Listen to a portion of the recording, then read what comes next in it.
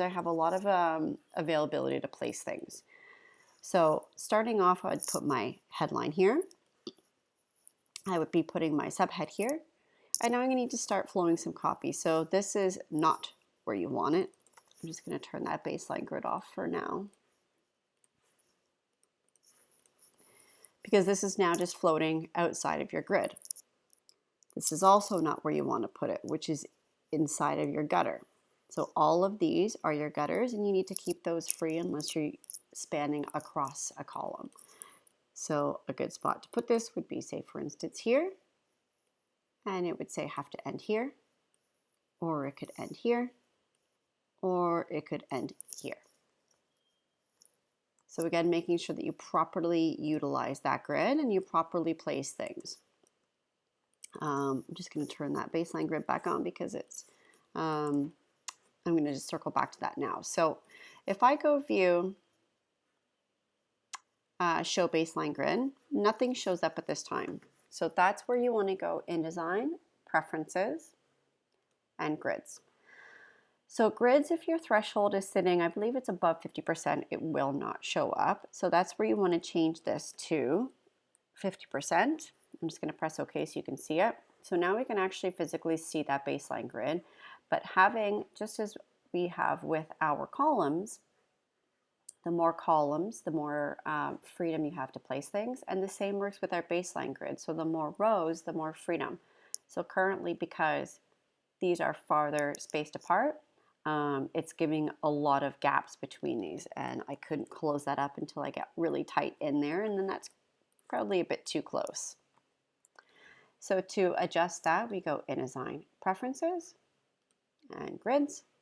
And then this is where we want our increments. So we've got a 12-point increments now. I'm going to go ahead and drop that all the way down to like even 5. So it's really close together. I don't think you need to physically see this. It's just nice to have this on, perhaps while you're working with your placement and your number. So I'm just going to go ahead and go View, Display, or sorry, Grids, and I'm going to hide that baseline grid. So now if I move this around, it's working with a much thinner horizontal grid. Okay, so say now I want to pop this picture in here. So again, I'm not going to have my picture end right here. You can have your things bleed off your page. That is more than okay. And again, you'll see that in the lecture. But I need to make sure that this ends right there. And then I would go ahead and line it up with that.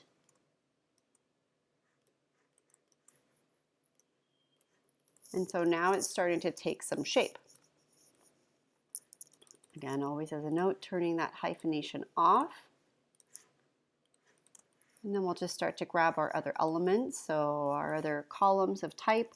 So it's nice to go ahead and, make our columns consistent width. So, we've got this spanning across 1, 2, 3 columns.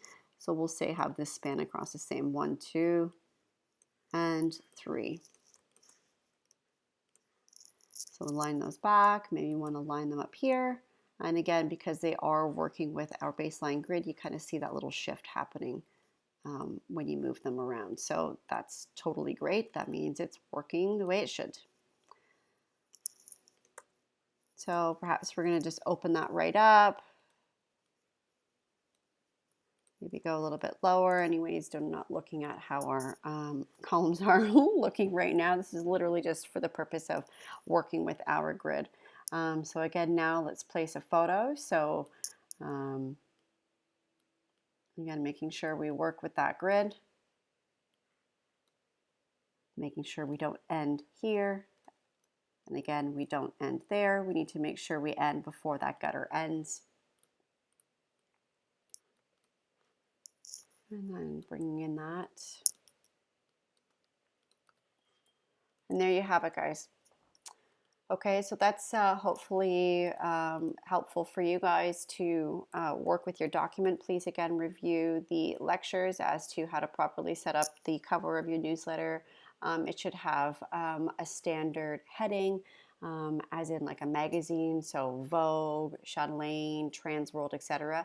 The title of that newsletter should always be consistent and should always stay the same. So making sure you give a nice brand, almost like a logo brand to it, not actually physically a logo, but you can review that in the lecture, and that can become more clear. Just a small quick note, if you guys do want to do an asymmetrical grid, I'm just going to start another document just to, or actually I can use this one. So for instance, I say I want to do like a little sidebar that might work for your design and production booklets. So we're going to go view, grids, and we're going to uncheck lock column guides. So now I can actually physically go and move all of these suckers around. So if I want to do so, I'm just going to say bring this all the way into here. But doing so, I now have a lot of uneven. So if maybe I just want this to be hinged as my sidebar and the rest of this being my grid, I want to make sure that those are all nice and even. So you'll need to do a little bit of calculation and a little bit of working out to ensure that these are all perfectly even from each other. If it's just too time consuming for me to, to show you how to kind of even that out at this stage, but do your best, guys, to just do the math on that. So obviously, if my gutters are 1/4 inch each, you add those all together and then split it between however many columns you have. So I guess you know what, I can do it with you now just to show you. So if I have 1, 2, 3, 4, 5 gutters at 1/4 inch, so we would go 5 times 0.25, so that's now 1.25. And the amount of space I'm working with is 6.75. So we would go 6.75 minus 1.25, which gives me 5.5. And if I have 1, 2, 3, 4, 5, 6 again, so then we would go 5.5 divided by 6.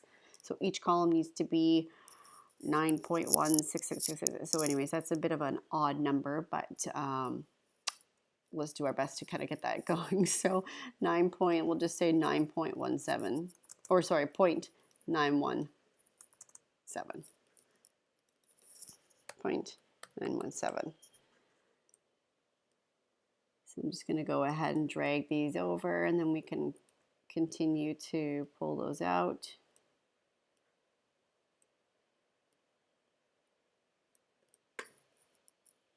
It's a little bit off, but our numbers are a smidge off, so that would be okay.